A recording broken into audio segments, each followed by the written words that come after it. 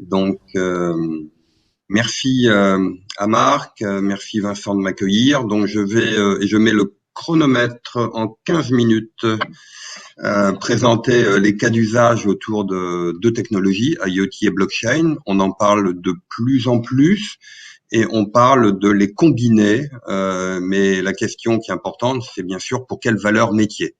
Alors, je pense que tout le monde sait ce qu'est l'Internet des objets, donc la capacité qu'a un objet physique ou virtuel de mieux connaître son environnement, d'être, entre guillemets, si on peut dire ça, plus intelligent à travers l'arrivée du machine learning et de l'intelligence artificielle embarquée, et donc de remonter de l'information. Ça peut être un produit, ça peut être un véhicule, ça peut être un serveur, ça peut être une montre connectée. Donc, l'IoT draine des sujets de type plateforme du même nom.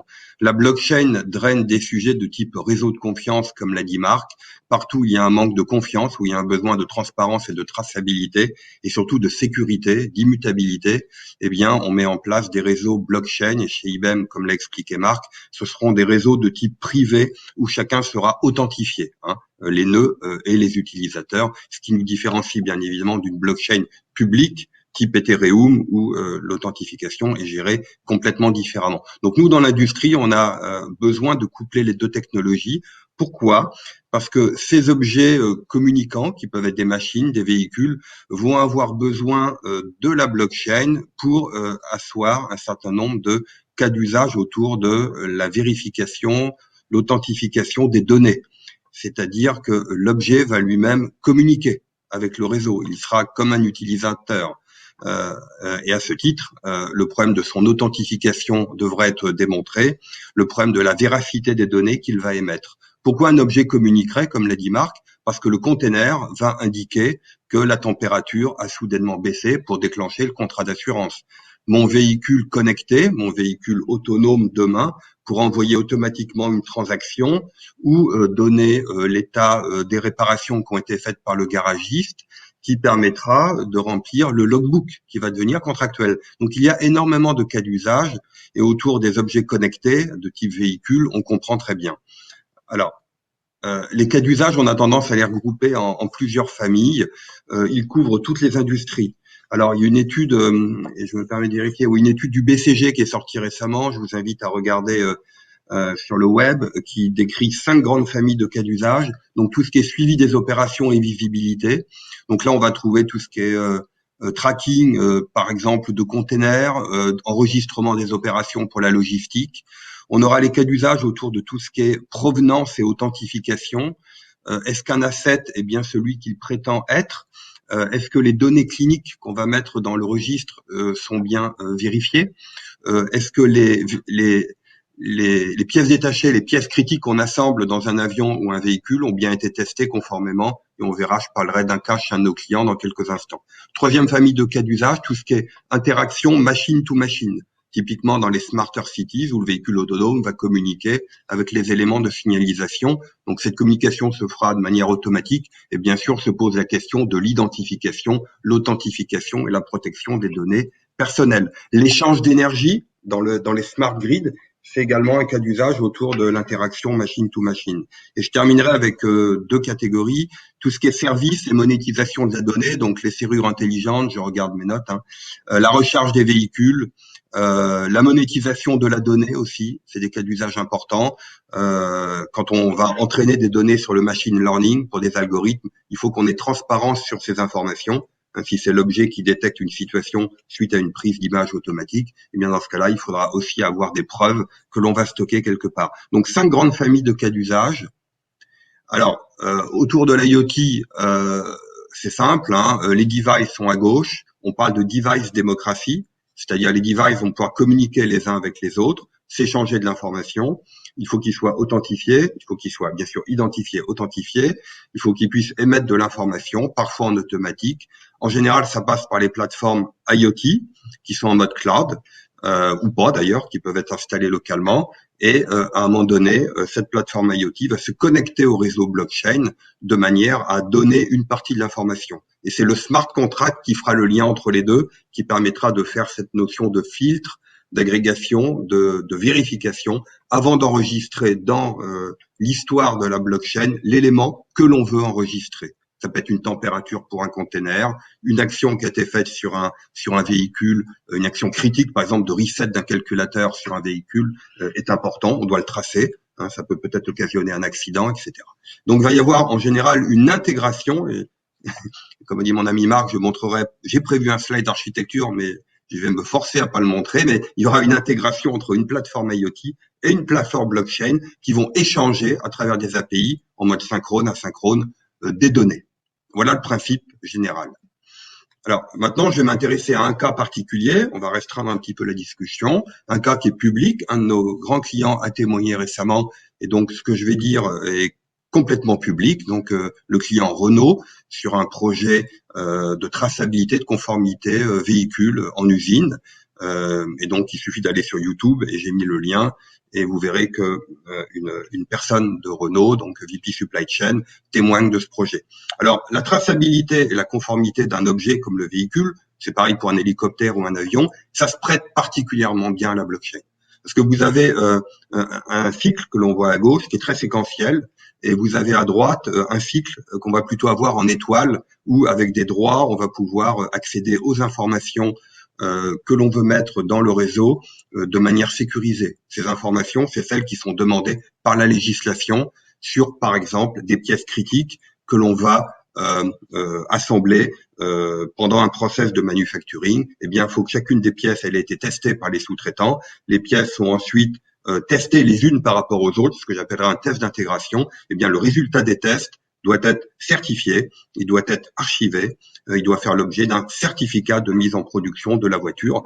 Et ce que je décris là, et je pense qu'il y a beaucoup d'industriels qui m'écoutent, c'est valable pour un avion, c'est valable pour un hélicoptère. Quand vous avez des processus où on démonte, où on remonte, où on change des configurations de spare parts, eh bien, vous devez tracer ces informations. Ça tire une notion qu'on appelle le product passport, ça tire une notion qu'on appelle le certificat de conformité, l'aptitude à voler, à rouler, vous appelez ça comme vous voulez, mais dans toute industrie, vous trouvez cette idée de certificat. Donc, Madame Panfiatifi le décrit très bien sur YouTube, donc je vous invite à regarder sur le projet XFeed ce qu'a évoqué Renault, et c'est public. Dans un cycle de conformité, on l'a représenté de manière très simplifiée. Il y a des tests de conformité à toutes les étapes. Pendant la conception, donc on parle de product développement, et là vous aurez des tests qui seront en général liés à l'activité, spécification, conception générale, conception détaillée. Donc vous remontez le cycle et vous testez et vous archivez les différents éléments en sortie de conception, je dirais en sortie du cycle d'engineering. Ensuite, on rentre dans le manufacturing, l'assemblage. Il y a aussi une problématique de conformité. Et puis dans l'after sales, c'est aussi une problématique de conformité. Donc quand vous êtes, mettons, dans la partie manufacturing, eh bien, vous devez vous assurer que sur certains éléments, tous les tests ont été faits, que les exigences ont été réalisées,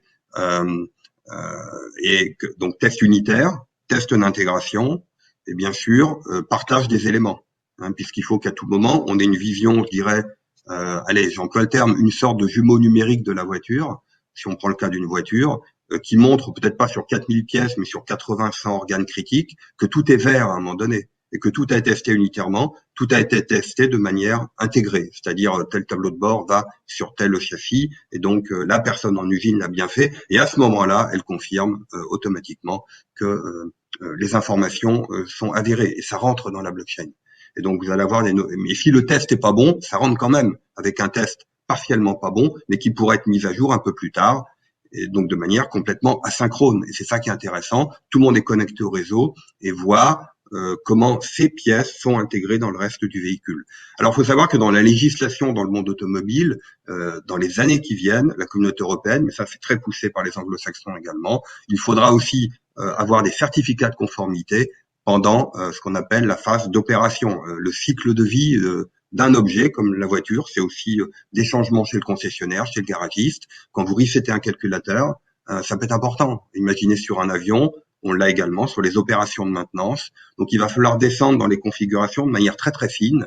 Alors, ça ne veut pas dire qu'on va tirer toutes les maquettes numériques avec tous les détails de tous les tests, mais il est quand même intelligent de mettre à côté un système, ce qu'on appelle un système of insight, c'est-à-dire une blockchain dans lequel on ne stocke pas toutes les données, uniquement les données nécessaires à l'établissement de la preuve, hein, par exemple les empreintes cryptographiques, ces fameux certificats, les quelques données qui sont importantes pour permettre à partir de ces données de retrouver tous les éléments détaillés.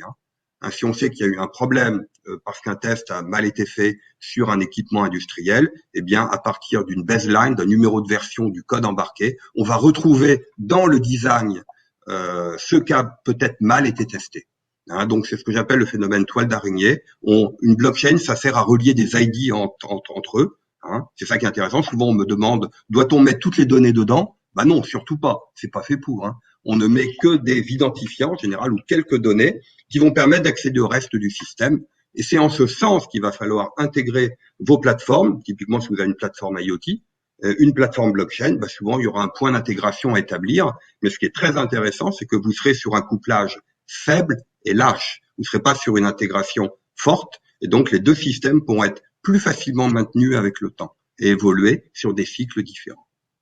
Alors, c'est très intéressant parce que ça draine énormément de sujets de type service. Quand je parlais tout à l'heure des services digitaux, c'est qu'une fois que vous rentrez dans cette idée-là, vous acceptez le propos, eh bien, on peut avoir des services pour les loueurs, les leasers, ceux qui font la maintenance, l'entretien, avoir pourquoi pas un certificat dans lequel on va regarder l'empreinte carbone de l'objet, dans lequel on va regarder également les différentes versions de code embarqué pour avoir une traçabilité peut-être un petit peu plus fine, monétiser ces données, les exposer à son réseau de partenaires de manière à ce qu'ils puissent innover, développer des API et des applications. Donc, c'est vraiment une histoire d'écosystème, comme beaucoup de choses en ce moment, où il va falloir relier les acteurs entre eux, mais c'est aussi au service, et on pourrait dire que c'est une sorte de business platform, quand même, très décentralisée, certes, au service de l'économie digitale, d'une certaine manière. Donc, je dirais ce schéma peut être réappliqué dans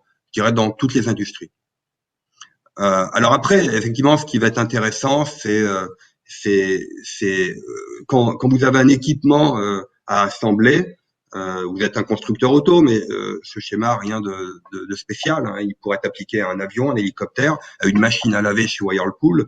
Eh bien, vous avez un réseau de fournisseurs, ce qu'on appelle les tier 1, les tier 2, les tier N, qui dépendent les uns des autres. Et si on veut une bonne visibilité sur ce réseau, qui a fait quoi à quel moment, qui a certifié quoi, qu'est-ce qui a été fait, il faut arriver à établir ces connexions. Et donc, c'est là où combiner l'IoT et la blockchain est importante. Je donne un exemple. Vous avez un process industriel sur des machines à découper au laser très, très fines. Et vous devez j'ai connu ça dans l'aéronautique, sur des équipements type aile d'avion, sauvegarder les configurations de la machine qui a découpé l'aile. C'est comme si vous sauvegardiez aussi, c'est ce que vous faites dans le logiciel, toutes les versions de votre compilateur quand vous compilez un bout de code. Les deux vont ensemble, vous le savez bien. Et donc, la machine va automatiquement envoyer au réseau blockchain ces paramètres de configuration au bon moment. Elles vont être analysées par le contrat, et elles vont être mises dans le réseau. C'est ça qui est intéressant, avec le résultat du produit final, l'aile découpée, etc., sur lequel on aura fait des tests. Et donc, on aura j'emploie un terme anglo-saxon, une sorte de baseline. On aura l'ensemble des informations hyper importantes qui vont permettre d'établir la véracité et de pointer sur le reste des applications, des bases de données, parce qu'évidemment, la blockchain, elle se met un peu partout, et on tire des liens. C'est ça qui la rend passionnant. Et donc, on voit très bien ici que chaque fournisseur va pouvoir mettre ses informations dans le réseau. Après, bien sûr, il faut travailler par visibilité. On ne veut pas forcément que le tier N voit ce qu'a rentré le tier 2. Donc, on travaille avec des filtres et des rôles. Et ça, c'est des services que propose une blockchain. Donc, je passe rapidement sur un écran. Voilà, un seul slide d'architecture où on voit les deux plateformes qui cohabitent. La plateforme IoT avec les devices qui vont à un moment donné, je veux dire, avoir besoin de prouver quelque chose, voire besoin de se déclarer. Alors, je voudrais juste faire un point sur ce qu'on appelle device démocratie ou, je reprends le terme anglo-saxon, self-sovereign identity. Alors, c'est des nouveaux concepts intéressants dans la blockchain, c'est de décentraliser les identités. Vous avez dû en entendre parler. Aujourd'hui, la gestion d'identité, vous savez qu'elle fonctionne de manière massivement centralisée, avec des clés publiques et privées, et vous avez un point unique dans lequel on s'adresse, qui délie les certificats. Si je prends par exemple le cas des certificats. Donc, si ce point unique venait à tomber ou être corrompu ou avoir une mauvaise utilisation des usages, des fameuses clés, dans la blockchain se sont développés un certain nombre de nouveaux projets. Alors, je me permets de regarder mes notes, parce que les noms, donc le projet Indy chez Hyperledger, et puis Civic, également dans le monde Ethereum, qui sont des projets dans lesquels on va séparer la couche de gestion d'identité du registre.